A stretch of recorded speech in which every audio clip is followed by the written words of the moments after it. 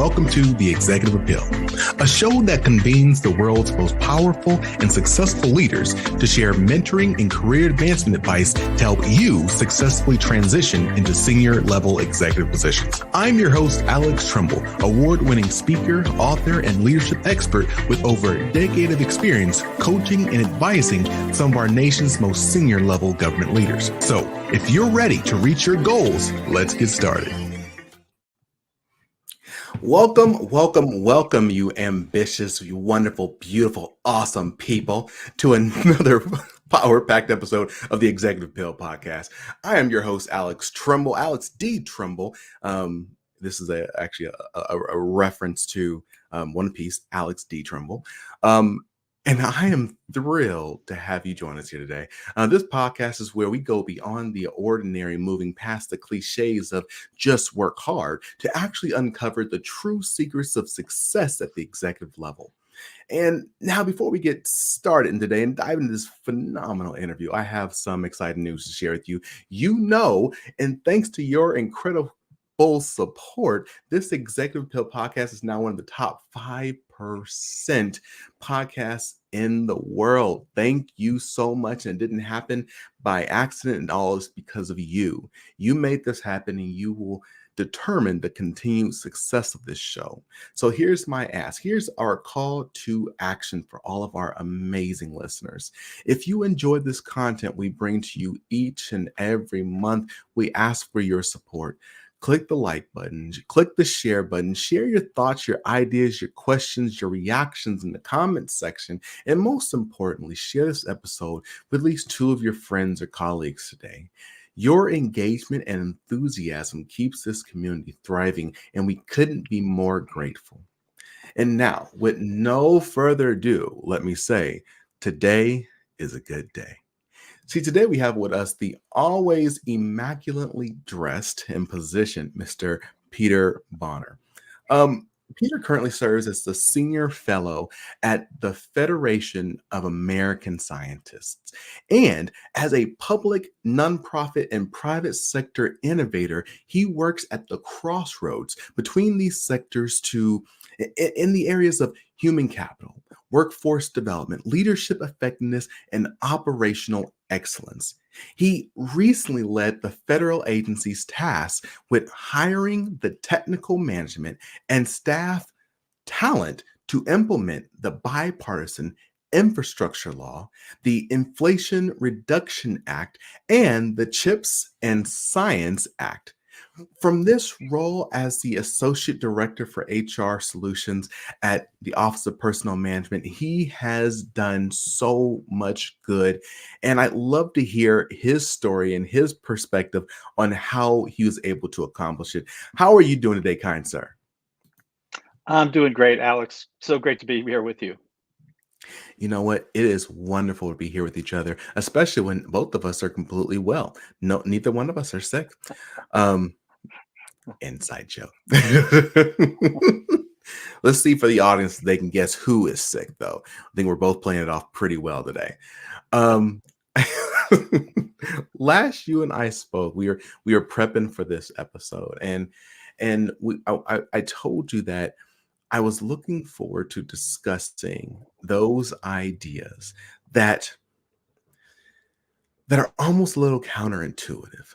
Like, how are you truly able to navigate your career? How do you become a successful executive when we know that there's so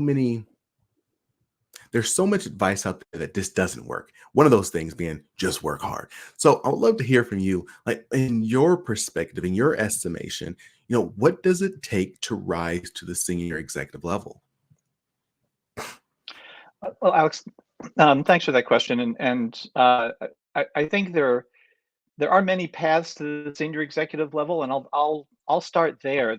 I don't think it's a single answer, and I think that's a little counterintuitive in itself, because I think people think about, well, my mentor did it this way, or my father did it that way, and my uncle did that way, and well, that's the way I have to do it. I do think there are a couple of core principles, though. I think sticking to your knitting operationally so that you manage the function you're in and lead the function you're in um, uh, with excellence and a focus on the result there. There's a quote from the movie Bull Durham that I like, which is when it comes to running your own part of the organization. The coach is really frustrated with his players. Says, "This is a simple game. You throw the ball, you hit the ball, you catch the ball. That's what this game is." And to some degree, when I think about operational excellence, we get lost in the methods so often.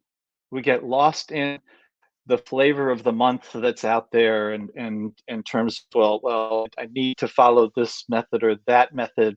I just read in the Harvard Business Review this piece, or I just read that book, and it's the method that's the most important. Instead of boiling it down to, with your folks, the simple, I'll translate it into the services that I've been engaged in. You develop the service, you sell the service, you deliver the service. You throw the ball, you hit the ball, you catch the ball. And so I think it starts with that. But I think the one of the biggest pieces that I think people miss is rebuilding the relationships with your staff, with your peers, with your supervisors and bosses, the folks inside and outside. There's the concept of weak ties, which understanding the people you work with, who you may not work with on a daily basis, but you run into every now and then, which I think the virtual environment has made tougher.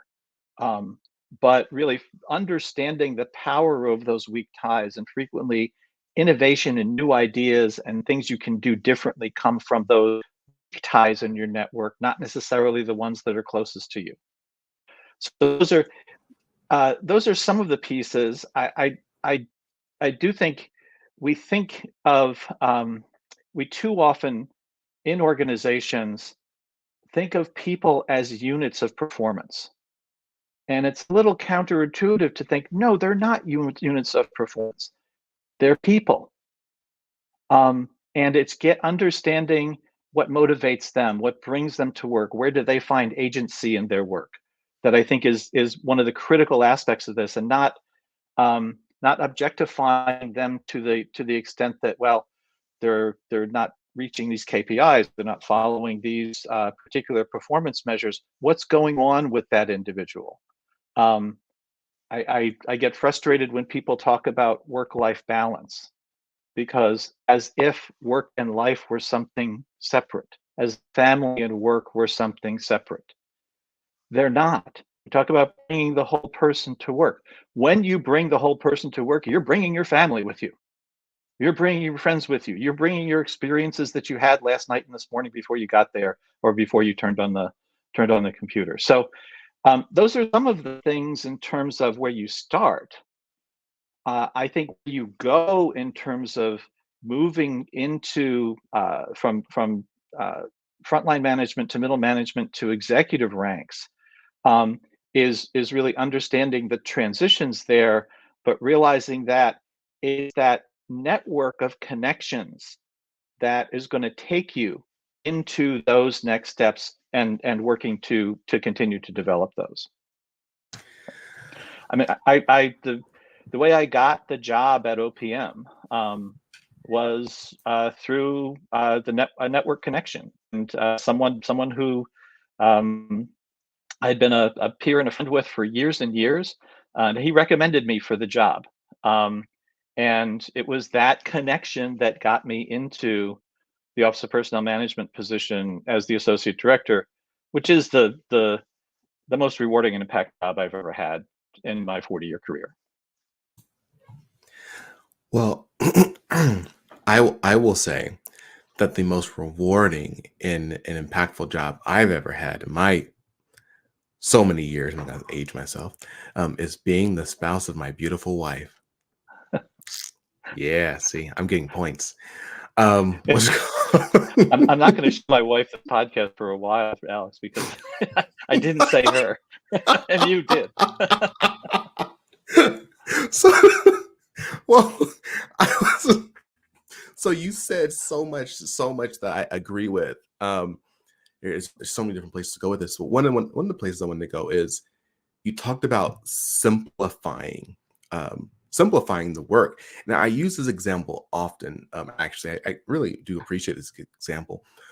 It's Neil deGrasse Tyson. I always tell people like Neil deGrasse Tyson, like he's a very smart man, very well accomplished, very well known. Is he the smartest person in his field? Probably not. Well, why is he so big? Because he knows how to communicate his information in a simple way so people can understand him. That is why he's so big. It's not because he knows the big words, it's because he can communicate so you and I can understand it.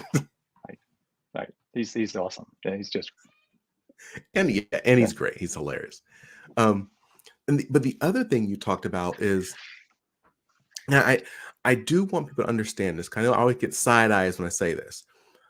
In regards to the virtual workspace, in no way am I telling people they should never work from home. In no way am I saying I'm on either side of it. But what I am saying is that we need to be honest with ourselves. Is it more difficult to build and maintain those relationships? Yes. So that means you have to, admit it, and then you can do something about it. You can say, oh yeah, I'm super supportive of having a virtual work environment. Absolutely. And I know this is more difficult. So how do I be more intentional about building and maintaining those relationships versus covering your eyes and saying, nope, it's perfect. Because if I tell someone that it's not perfect, that may be what they used against me so that they can take it away from me. Yeah, there's so many places to go with this piece too, Alex, because I think the pandemic really threw us for a loop. I think the pandemic really uh, uh, took us into a realm that we did not expect, anticipate, or have only recently started to figure out what to do with. And I think some of us are still at sea around it. What I get concerned about in a virtual or hybrid environment is the new people who are joining an organization. Is what do you do to transmit culture? What do you do to transmit, this is how we work together in the unspoken rules, the hidden things that everybody who's been with the organization a while accepts and understands how to do and how to communicate. Um, the way you work with Fred over here is different than the way you work with Nancy over there, and understanding that the virtual environment makes that very difficult.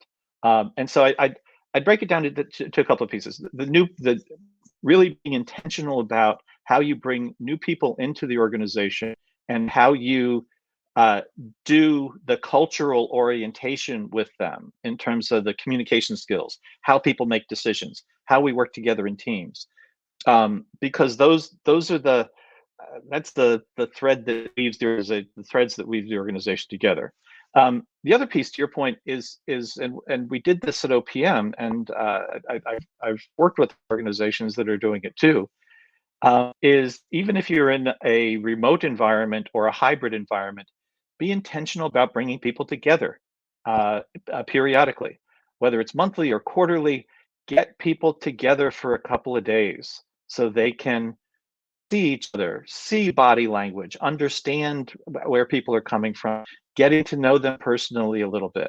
One of the things that drove me crazy in the virtual environment with an organization I worked with is you'd get into the virtual meeting and everybody would be completely silent. And you'd see their eyes going over the place because they were multitasking before the meeting started. And I was fairly new to the organization. I would come in and I'd say, why is everybody so quiet here? Alex, what did you do this weekend? And and how's the family? And I understand that your baseball team didn't do well last week. It's like, and everybody looked at me like I was nuts, and then started to do that with the time before the meeting started to create those deeper connections. So those are a couple of thoughts around the virtual I environment, hybrid environment piece. Well, again, I'm 100% with you. And I mean, if anyone has learned to make this work, it's you. I mean, didn't you end up hiring like 6,000 people in a 2-year confined time? Like, what was that like? Bulking up so fast. This was the work under the Bipartisan Infrastructure Law, the Inflation Reduction Act, et cetera, to bring on board into the federal government the scientists, the engineers, the program managers, the marine biologists, the wildlife biologists, environmental specialists, grants managers. I can keep going on and on with occupations of the folks who were tasked with in the Department of the Interior, Department of Energy, with executing on the bipartisan infrastructure law, building the cell towers, building the bridges, building the airports. That was the fundamental to that law. The way we did it was very much a team environment. Was very much a um, crossing the boundaries between the agencies and using OPM's ability to facilitate bringing them together and using that power to get people on this page so that we were able to say, hey, Department of Transportation, Department of Interior, Department of Commerce are all hiring this type of person. Can we do something to create a single announcement rather than dozens of announcements from each agency, a single announcement, and have all of those agencies participate in getting the results of that, getting the applicants in, getting the candidates in, and if we're able, do a shared assessment and shared certificate so that they can pick the qualified candidates who'd come in, and therefore accelerate the hiring in each of those agencies for that specific occupation. So it's called shared certs or shared certified lists of applicants. And so that's an example of, but you had to get all of the agencies saying, okay, we're all going to agree on this one position description and this one job announcement, and we're going to assess those folks the same way. That's the challenge because each one had their own methods of doing things, and getting them to see the self-interest in doing this, so we were able to bring those folks on board fast was a key component of that. I go back to those relationships being most critical. I go back to knowing who to call in the particular agencies to get stuff done, both within OPM and with those agencies participating. So that was I talked about it being the most rewarding job of my career. I've seldom in my career, even though I've done some fairly impactful things, been able to say, well, they're building a set of cell towers in this rural area so that people who didn't have internet service or high-speed internet service before have it now, so they can educate their children in a more profound way. And I get to say, I was part of that. I was part of making that happen. And so that's what I mean about it being the most rewarding job I had, and just the people there were fantastic too. Again, I'm with you. Those who know me knew I spent a good amount of time in the government. Actually, served as one of the chiefs of staff within the National Park Service, oversaw Mm, executive leaders development with Interior, and in that role, actually, I was able to lead a few initiatives, partnering with multiple agencies to where it just made sense. Whereas mhm. before, everyone's like, "Oh no, my program has to be different because of this reason. My program because of this reason. We're unique over here." But I was able to bring them together. I tell people this. It sounds bad when I say it, but almost maybe hope this isn't a secret I'm giving out. But I don't mind looking a little dumb sometimes. Like, I don't mind walking into the room and being like, "Hey, look, y'all are the experts. What are your ideas? How do you think we should move forward?" And then lead the team to coming to a solution versus me feeling I need to walk in the room and say, I have the plan, I have the idea. Y'all just need to get on board. So how were you able to get those different bureaus, those different agencies on board? Was there any type of approach? What are your thoughts? Well, uh, the biggest thing I think was really helping them to understand it was in their own self-interest to engage and to to get involved in helping to make that hiring happen. Um, there were also a couple of tiers of teams. And so there was an infrastructure coordinators team that was run out of the White House that brought in the actual program people who were responsible for those infrastructure projects at a very senior level, helping to work with the programs and the agencies to make those happen. There was that team that created some force of will among the senior people and deputy secretaries in the agencies to help get this done.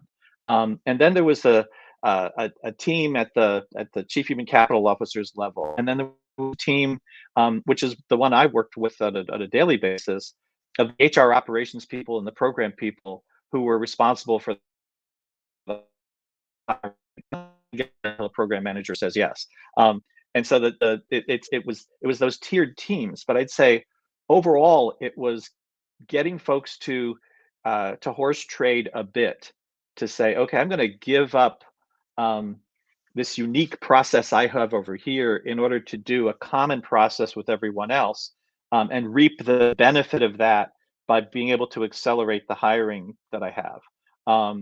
We also at OPM have some ability to create some hiring flexibilities for particular occupations under certain circumstances that can accelerate that hiring too. So we had some value add to the process to help them be able to move forward. But I'd say it was really those execution teams and getting to know each other really, really well in terms of that implementation, and also looking out for each other. When you see something going into a ditch over in this agency, helping them out and covering for them, even if it's not your job, and helping to make that happen. And that just builds social capital like nobody's business. If you're helping someone out when it's not your role to necessarily. Can I want to underscore that piece really quickly. It's I can't remember where I heard this, but it was something to the effect like, yeah, I don't build trust with you when you're helping me because you're supposed to, or because you have to. I build trust with you when you're helping me because you don't have to, and when you don't, you're not supposed to be. Like before, I'm like, yeah, you're doing your job, sure, but when you're doing it, when you're helping me, and it's not your job, you're like, oh wow, okay, you're making a concerted effort. You're actually thinking about me, not just doing it because you're being told to do it. So I love that piece. And then again, you keep talking about these relationship pieces, which is so important. Again, I couldn't agree with you more. I want to make sure I'm reminding people, like, again, when we're talking about building these relationships and managing these relationships, there are different components of this. I call it the C4 connection model versus the first C is mindset change and internal clarity and external clarity and behavior choice. But when we're talking about the people we're trying to build a relationship with, as Peter said, you have to know them. You have to know what they value. You have to know what will make them happy. Because if Peter and the rest of the OPM team offered a resource or something that they did not care about, then they'd be like, well, I don't care. Like, they're not going to, horse trade because they don't care about it. So they had, Peter had to know, and his team had to know, hey, how can I actually help them? Where is not what I believe is valuable, what do they believe is valuable, and then make sure we're serving them there in that play, in that role. Yeah, yeah. Some of the most rewarding experiences I've had is so I've been in both mentor and mentee relationships all my career. Some formal, some semi-formal, but it was clear what that relationship was. But I've had it occur in times in my career. It happened at OPM at my retirement party where someone came up to me and said, "I just want to tell you what a wonderful mentor you've been to me in your time here." And I went, who is she talking about? I was like, 'cause I didn't realize that I had been. And she said, yeah. The advice you gave me over here when we were dealing with this problem, and the advice you gave me over there when we were dealing with that problem, was just invaluable to me and has helped me figure out where I need to go next in my career. And it's like, oh, okay. And I didn't know I was doing it. And it gets to that sense of the relationship and building that connection and building that social capital.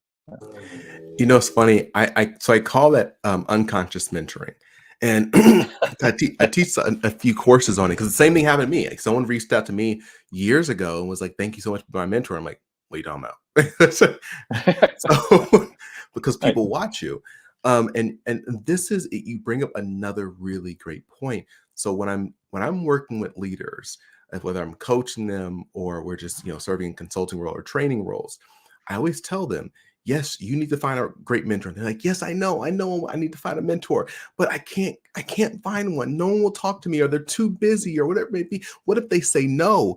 And I'm like, well, they don't even have to know. Like if you just watch someone, you just ask Right. them questions every once in a while, you're being mentored. You don't have to be. And I tell people, like, there is a lot of weight that comes along with someone saying, can you be my mentor? Like there's Hmm. a weight of responsibility that people can feel at times. And so some people say no just because they don't want to be responsible for if things go wrong. So instead of, I've broken people down many times. I just keep asking them questions and keep hanging out with them, going to lunch. And eventually they're like, oh, this is my mentee, Alex. And I'm like, Got him. Got him. got him. So can No, I ask that's you, great. in regards to mentoring, um, this is a two-part question, and let me know how you feel about it. Um, what is, you don't got to call any names. What is the best advice that you've received? Um, and what was the worst advice that you've received? So uh, the best advice that I received from a mentor is to and it was at a stage in my career where I was buried in the details of the job, um, and I was not really lifting. It was the forest for the trees. I was not really lifting my eyes up from the the the day-to-day pieces to look at what was going on in the wider organization, and in this case, the wider market I was in, um, for the organization I was working for, and how that market dynamics were changing radically. I was doing a great job at the details and the operation side, but I wasn't keeping my eye on some of what was going on outside in the marketplace.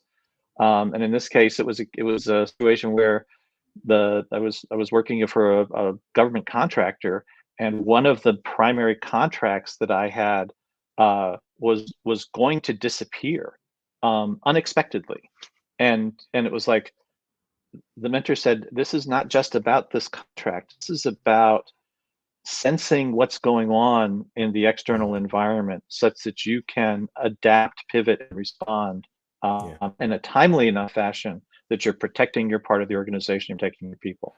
Um, Now, I have a marketing background and a market research background, and you'd think, okay, guy with a market research background should know that already.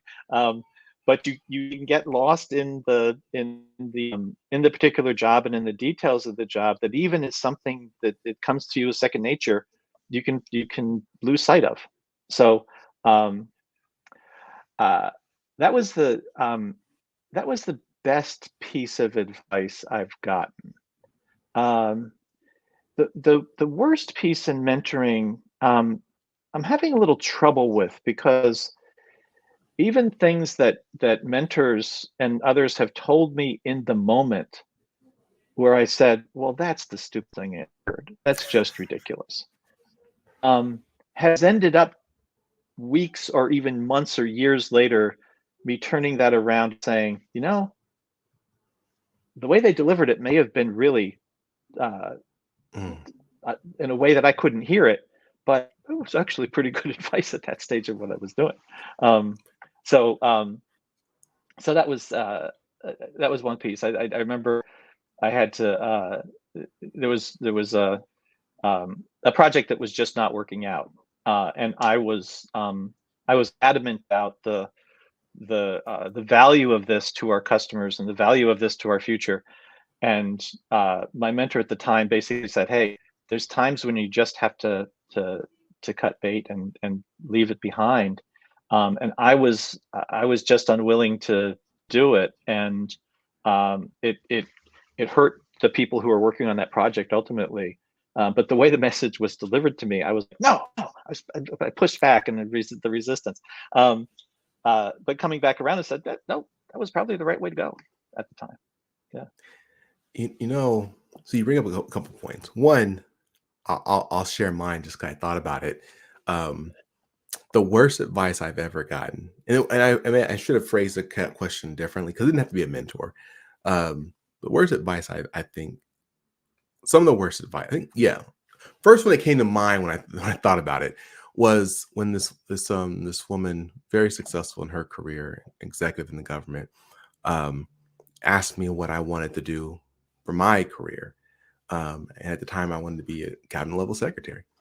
I shared that. I was like, "Hey, I've actually done the research. Like, I understand the probability of it. I understand how difficult it's going to be. I understand there's certain moves I got to make. I get this." And I share this, and the person says, why don't you aim to be a deputy assistant secretary instead? And it came out the best place of their heart. I get it. But I'm like, I don't need anyone to tell me to dream smaller. Yeah. Like, Yeah. help me get there. Tell me how challenging it's going to be. Help me get there. But you don't need to tell me, like, don't try it. Like, it's just, Yeah. and then Yeah. to your, no, please go on. I was just going to say, in working at OPM, I got a chance to work with the deputy secretaries and a couple of the secretaries in the agencies, and those deputy secretaries, man, they were smart, forward-leaning, compassionate, at the same time, just driving to results.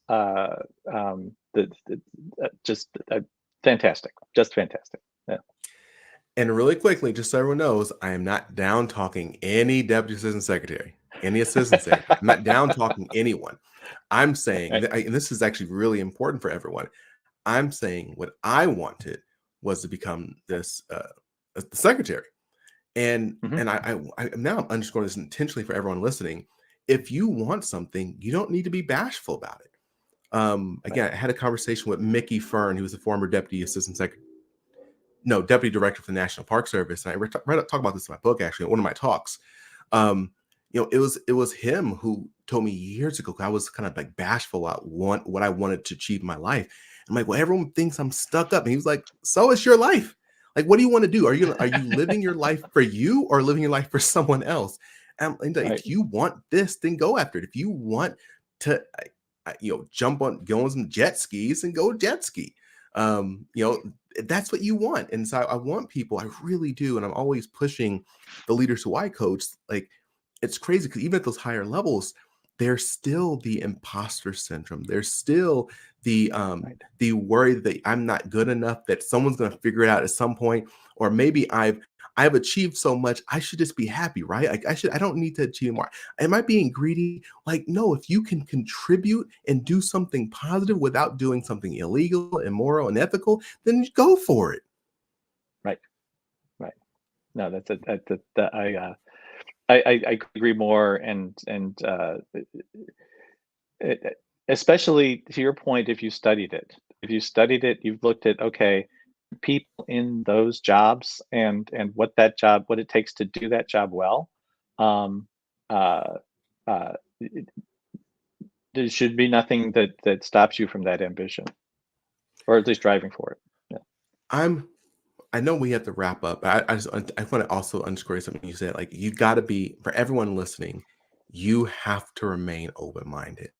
There's a few people in my life who have some very prickly advice at times and perspectives on the actions that I take.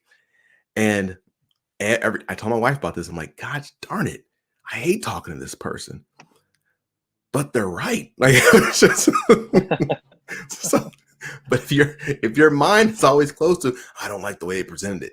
Well, was the information helpful or not? So I want to put that on the table. So I know we got to start wrapping up. I know you got to jump on the line with Obama or something like that next. So is there any final advice, thoughts, anything you have to share with the audience as we wrap up? I guess the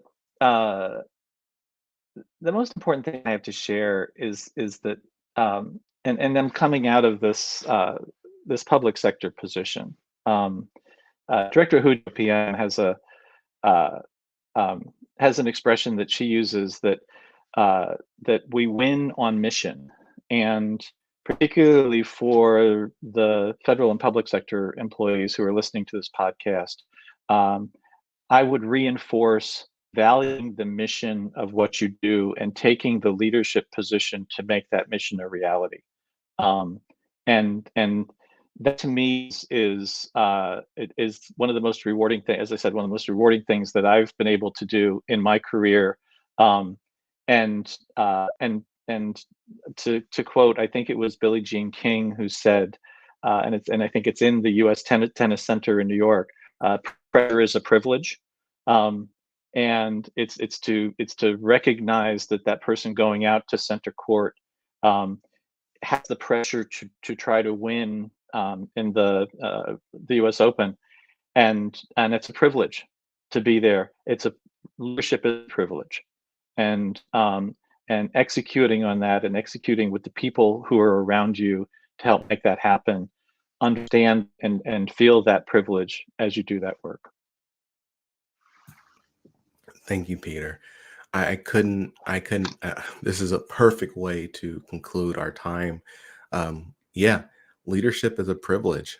Um, and we all as leaders should operate as such, while and at the same time realizing that whether you're an executive, a leader or not, you're human. And so give yourself grace. When you need time off, take time off. When you need to focus Amen. on you and your family or whatever it is, focus on those things. I was just literally talking to a client of mine earlier today, actually, and we were talking about exec leadership development, and she was saying how she was like, look, it's really easy to not focus on the executives because everyone says, oh, they're already being focused on. They already got all the money, all the resources. And she was just bringing up a real point. She's like, sometimes, sure, but they're still human. They still Mm-hmm. are going through challenges. They still have financial issues, family issues, and so on and so forth.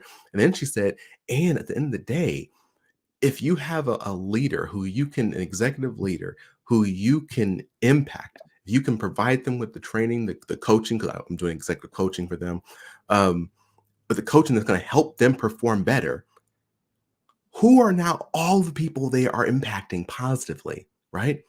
Like these leaders have impact over a lot of people. So, improving their leadership, improving their mindset and their place and their space actually has a trickle down. I shouldn't use that. It has a trickle down on helping so many people around them. So again, appreciate that you are in leadership and understand that you are human too, and you need your time, your energy, your support as well. Um, Everyone, I'd just like to say again, thank you so much for being here. You know where I'm going with this. If you found value in this conversation, which I know you did, so don't even try to act like you didn't. Please, please say at least one key thing you learned in the comment section. We'd love to know, hey, what was that point that you were like, wow. So comment, rate us. We love, follow us. If you're already not subscribed, make sure you subscribe. We share so much great value every single month. And again, this is not for us, it's for you. And so I encourage all of you, don't look back, reach back. If there is something you found from this episode that was of value today to you, do not keep it to yourself. Share it with at least 1-2 people today. And as always, I encourage all of you to stay strong, stay positive, and definitely stay moving. See ya.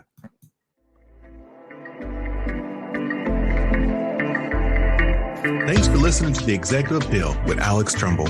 I invite you to follow The Executive Appeal wherever you listen to podcasts. Follow me, your host, Alex Tremble, across all socials or via email for exclusive webinars, courses, and speaking engagements on continued topics of executive leadership. So until next time, stay strong, stay positive, and definitely stay moving.